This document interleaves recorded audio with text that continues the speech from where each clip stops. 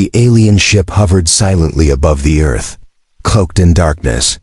The galaxy was vast, filled with countless worlds and wonders, but nothing had intrigued the alien explorers as much as the stories of human nectar. It was said to be one of the most prized delicacies in all of alien gastronomy. The legend spoke of a substance so rich in flavor and power that it could alter the very course of history.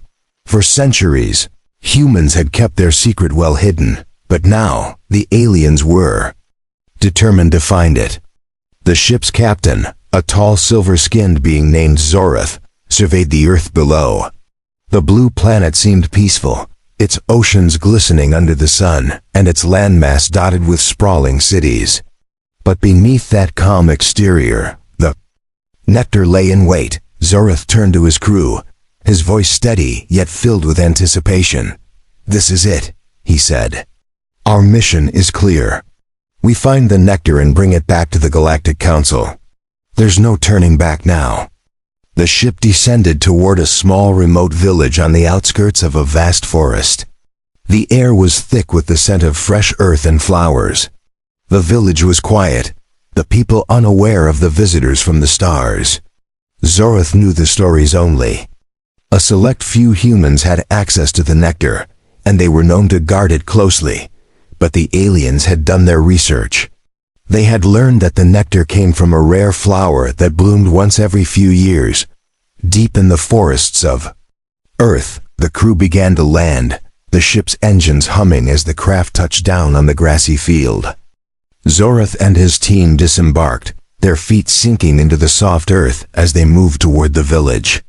They wore cloaks to blend in with the surroundings, hoping to avoid drawing attention. Zorath's heart raced. This was their moment, the moment when the galaxy would finally taste the legendary nectar. They approached the village cautiously, observing the humans who walked through the streets. The villagers looked ordinary, much like people from other worlds, but Zorath could sense something special about them. He could feel the pulse of the planet under his feet, a hum that seemed to resonate with his very being. It was as if the planet itself was alive with energy, and the nectar was its heartbeat. As the group passed through the market square, Zorath's eyes locked onto a small stall where a human man was selling fruits. The man was older, his face weathered by years of working in the fields, but his eyes held a spark of wisdom. He was known to be the keeper of secrets in this village, the one who had access to the rare flower that produced the nectar. Zorath signaled to his team to follow him, and they quietly approached the stall. The man looked up at them, his eyes narrowing in suspicion as he saw their unfamiliar appearance. He had no idea who they were or what they wanted, but something about the strangers made him wary. "What do you seek, travelers?" the man asked, his voice gravelly but firm. Zorath stepped forward, trying to appear as friendly as possible. "We are travelers from distant lands," he said in simple human speech. "We have heard of a rare gift that grows on this planet, a clamored nectar so sweet and powerful that it is said to be the most prized delicacy in the universe. We seek it." The man's expression shifted. For a moment he said nothing. Then he nodded slowly, as if he had already expected this day to come. "The nectar you speak of is not for trade," he said quietly, his tone laced with caution. "It is not something you can simply take." Zorath felt a surge of impatience. "We have traveled far," he said, his voice steady but insistent. "We offer you wealth and safety in exchange. The Galactic Council can ensure that your people are protected." The man's eyes flickered with interest, but he did not seem impressed. "The nectar is not just a gift," he said softly. "It is part of our world, part of what makes us human. You may have wealth, but you will not have it without understanding its value." Zorath's mind raced. He could feel the tension in the air. The nectar was not simply a substance, it was sacred. The farmer's refusal made sense, but Zorath wasn't prepared to leave empty-handed. The legend spoke of how difficult it was to obtain the nectar, but they never mentioned the emotional bond humans had with it. This was a challenge, one that would require more than just a simple exchange of wealth. We must have it, Zoroth pressed, his voice cold. Tell us where it grows, and we will leave in peace. If you refuse, we will be forced to take it.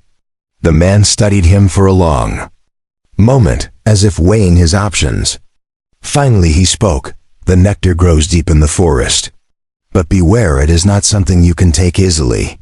The flower is guarded, and the forces protecting it will not allow anyone to take it without consequence. Zoroth felt a spark of excitement. This was it, the moment he had been waiting for.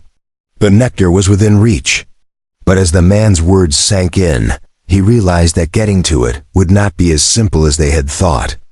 There was more to this treasure than they had been told, and the consequences of seeking it might be more than they were ready to face. The journey to find the nectar had begun, but now Zoroth knew that he would have to tread carefully. The quest for the most prized delicacy in the universe would be fraught with danger, and not just from the humans who guarded it. Something deeper was at stake, something far more powerful than anyone had anticipated. Hook, the nectar of life, what? If humanity had the most valuable substance in the universe? The forest loomed ahead, its towering trees casting long shadows over the alien visitors as they ventured deeper into the dense woods. The air was thick with the scent of wet earth and wildflowers, and a soft hum seemed to echo through the trees, as if the forest itself was alive. Zoroth, the captain, led his crew with steady steps, his heart pounding with anticipation. The human man had given them the location of the flower, but it was clear that the path to the nectar would not be an easy one. The alien explorers moved silently through the underbrush, careful not to alert any human passers-by. It was known that the nectar was closely guarded, and they couldn't afford to make any mistakes. They had been told stories of fierce protectors who stood between the flower and anyone who dared to claim it. These guardians were said to be formidable, wielding powers beyond the comprehension of most other species. Zoroth glanced at his team, their faces hidden behind cloaks and masks. They had all seen countless worlds, but none of them had ever encountered anything like this. The nectar, it seemed, was more than just a treat for the senses. It was something powerful, something that could change everything for the galaxy. As they pressed on, the sounds of the forest grew quieter, and a sense of unease settled over them. There was something about this place, something ancient, that felt different from any other world they had visited. Zoroth felt as though the very air around him was charged with energy, and it made him uneasy. Suddenly, the group came to a clearing. The light filtered through the trees in soft beams, illuminating a single massive flower at the center of the space. Its petals glowed with a faint, otherworldly light, and the air around it seemed to hum with life. This was it, the flower that produced the coveted nectar. Zoroth stepped forward, his eyes fixed on the glowing petals. He could almost taste the power in the air, and he knew that the nectar would be even more incredible than the legends had described. But just as he was about to approach the flower, a soft, almost imperceptible sound broke the stillness of the forest. It was the sound of footsteps. The alien team froze. They had expected to face resistance, but not so soon. Zoroth's heart raced. He turned slowly to see a figure emerging from the trees, an older human woman, dressed in simple clothes, her long hair flowing behind her as she walked confidently toward the flower. The woman's eyes were sharp, as if she had been expecting them. Her gaze flicked briefly to the flower before returning to Zoroth and his crew. She didn't seem surprised to see them. In fact, there was a calmness about her that sent a chill down Zoroth's spine. It was as if she knew exactly what they wanted and what they were capable of. "You've come for the nectar," the woman said, her voice steady and clear. Zoroth nodded, keeping his posture relaxed. "Yes," he replied, his voice smooth. "We've traveled a great distance. We seek the flower and its nectar. We know it holds great power, and we believe it will benefit the galaxy." The woman studied him carefully, her expression unreadable. The nectar is not something you can simply take, she said. It's not a commodity or a tool to be used for power. It's a part of this planet. It's part of what makes humanity human. Zorath felt a surge of frustration. He had dealt with countless beings across the galaxy, but this human was different. She didn't seem intimidated by their presence, nor did she appear to care about their threats. It was as though she understood something that he didn't. He was used to dealing with galactic power, but this was different. This flower, this nectar, seemed to transcend everything he had known. Then tell me, Zorath asked, his voice laced with curiosity, why guard it so fiercely? If it's not meant for power, why hide it from the rest of the galaxy? The woman's eyes softened for a moment, but she remained silent. She moved closer to the flower, and for the first time, Zorath noticed the delicate markings on her hands almost like tattoos. The symbols glowed faintly as she reached out and gently touched one of the petals. Her fingers glided over it, as if she had done this 1,000 times before. It was then that something unexpected happened. A low hum began to resonate through the clearing. It was subtle at first, but then it grew louder, like the pulse of the earth itself. The ground beneath Zorath's feet vibrated as though the entire planet were alive, responding to the shift in his mindset. The air crackled with energy, and the soft glow of the flower seemed to pulse in rhythm with the mysterious sound. Zorath's heart raced. Something was happening. The nectar, the flower, everything around them was responding to the change. It was as if the planet was acknowledging his shift in perspective. But how could this be? Before he could process what was happening, a voice broke through the hum, softer but unmistakable. You have begun to understand. Zorath turned sharply, his eyes scanning the trees for the source of the voice. There, standing at the edge of the clearing, was the human woman. Her presence was different, now calm, yet commanding. She was no longer just a simple protector of the flower. She was something more. Something ancient. You heard the land, didn't you? She asked, her voice gentle but filled with wisdom. Zorath nodded slowly. What is happening? Why is this planet? Why is it reacting to us? The woman smiled faintly. The nectar is not just a plant. It is the soul of this world. It holds the memories of every life that has walked upon it, every person who has lived and died. It binds all living things to the earth, and when you tried to take it without understanding, you disturbed the balance. Zorath's mind reeled. As the truth began to sink in, the nectar wasn't just a resource, it was a living memory. It contained the essence of humanity, the story of the planet, and the interconnectedness of all things. It was a bridge, a link between every living creature, and it was not something that could be taken without consequence. The human woman continued, her eyes focused on the flower. The nectar holds more power than any weapon or wealth you could ever possess. It is the embodiment of the Earth's history. If you wish to take it, you must understand the depth of its meaning. You must become a part of this world, not simply a conqueror of it. Zorath stood in stunned silence. The words echoed in his mind, and the weight of what the woman had said began to dawn on him. This wasn't just about control or conquest. It was about understanding, respect, and the recognition of the delicate balance that held the universe together. As the humming grew louder, the ground beneath him seemed to vibrate with life. The flower's glow intensified, casting long shadows that danced like ghosts across the clearing. Zorath could feel it. This was more than just a test of strength. It was a test of humility, a test of whether he could understand the true nature of the nectar. For the first time in his life, Zorath realized that power wasn't something to be taken. It was something to be earned. And to earn it, he would have to change. Can Zorath embrace the truth of the nectar, or will his desire for power lead to his downfall?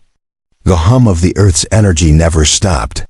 It pulsed beneath Zorath's feet, a constant reminder that the planet, the nectar, and everything it touched were alive in ways he had never understood.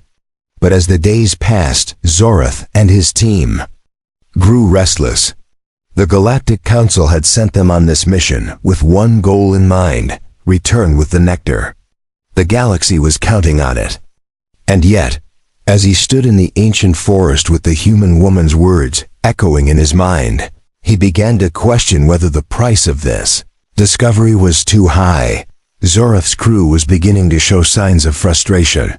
They had traveled across the galaxy, faced dangers from countless species, only to be stopped by a human woman and a single flower.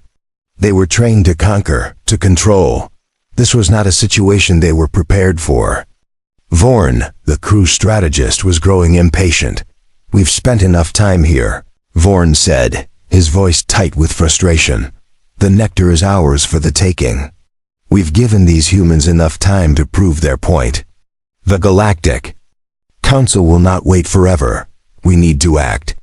Zorath stared at Vorn, his mind heavy with conflicting thoughts.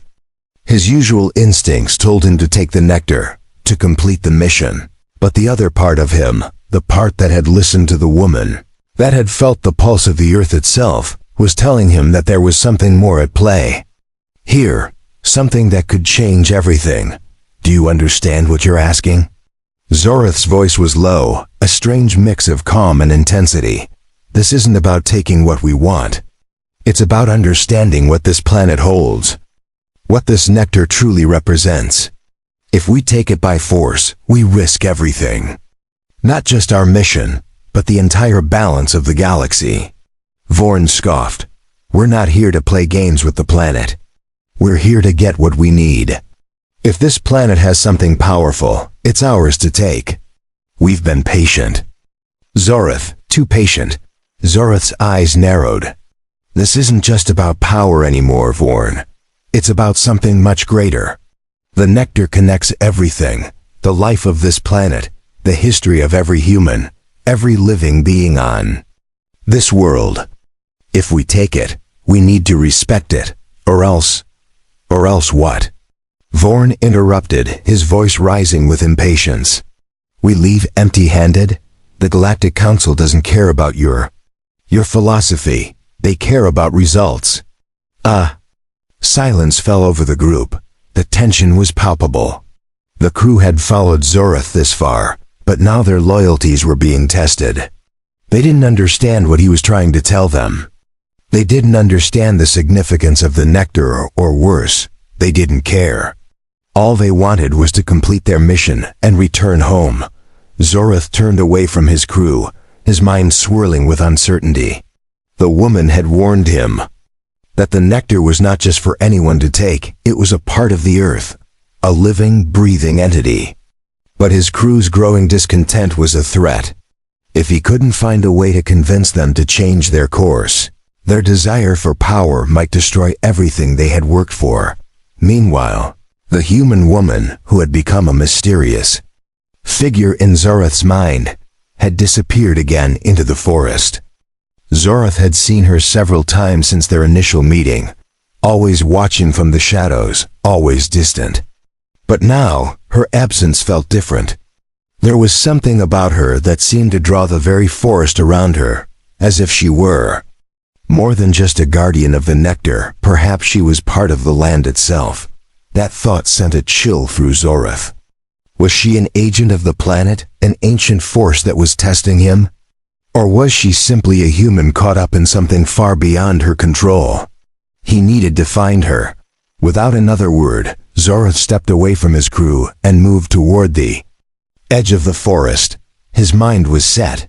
He had to speak to the woman. He had to understand what was truly at stake. As he pushed past the trees and deeper into the woods, a feeling of foreboding washed over him.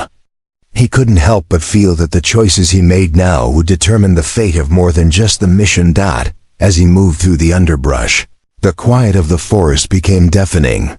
The trees towered above him like silent sentinels, their branches swaying gently in the wind. It was almost as if the forest were holding its breath.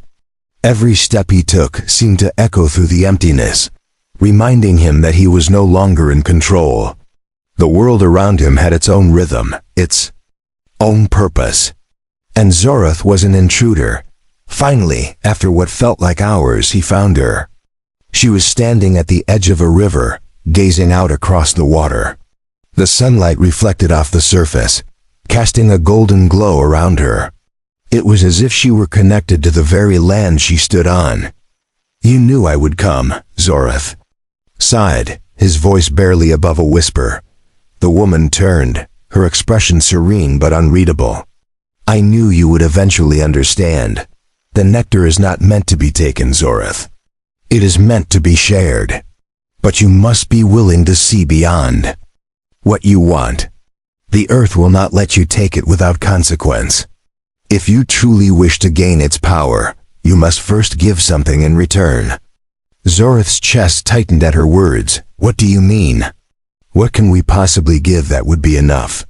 The woman looked into his eyes, and for the first time, Zorath felt something shift inside him.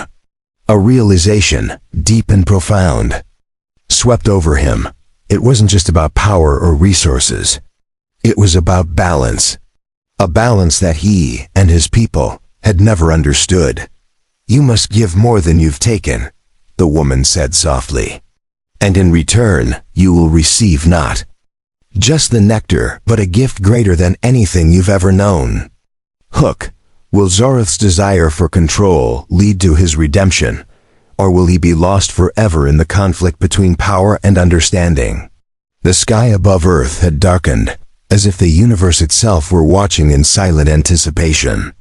Far away, in the far reaches of space, the Galactic Council was preparing for a showdown that could shape the future of the galaxy. They had sent Zorath and his crew on a mission to acquire the human nectar, a substance they believed could tip the balance of power in their favor. What they didn't know, however, was that Zorath had uncovered something far more dangerous than they ever anticipated. Zorath turned to face him, the tension in his eyes matching Vorn's defiance. "You don't understand. You think this is about what we want, but this is about what we need to survive. And we can't survive if we destroy everything in our path." His words hung in the air, but they weren't enough to quell the storm brewing within the crew. Vorn was right in one sense. The Galactic Council would never see this the way Zorath did. To them, the nectar was a resource to be used, a way to strengthen their control over the universe. They wouldn't care about the balance or the deeper truths Zorath had uncovered. They would only care about the power it would give them. As Zorath turned toward the distant horizon, his mind raced with the weight of the consequences. The Galactic Council had already sent its fleet to Earth, and their arrival was imminent. The war was no longer a distant threat, it was right on their doorstep. He had no idea how the humans would respond, but he knew one thing for certain. There was no going back now. Meanwhile, back on Earth, the human woman stood alone in the forest, her hands resting on the glowing petals of the nectar-producing flower. She had felt the disturbance, the growing unrest among the stars, and she knew what was coming.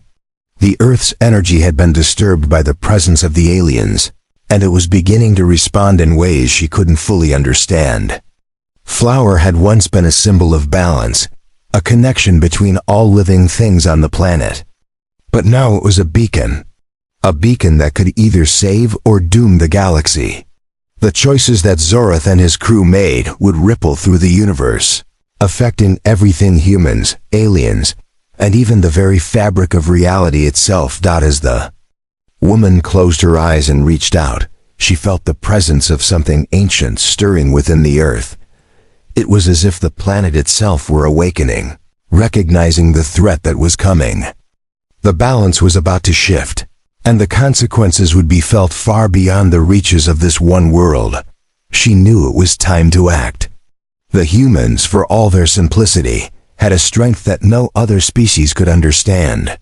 They had the power to connect, to unite, and to fight for what mattered. And now, that power would be tested in the most unimaginable way. The sky was no longer silent. The first wave of the galactic fleet arrived without warning. A vast array of ships, each one a fortress of technological might, dropped out of hyperspace. Their sleek hulls glinting like silver shadows against the blackness of space. Zorath's heart sank as he watched the ships approach Earth's atmosphere. He had tried to warn them. He had tried to explain that the nectar was not just a weapon, it was something sacred.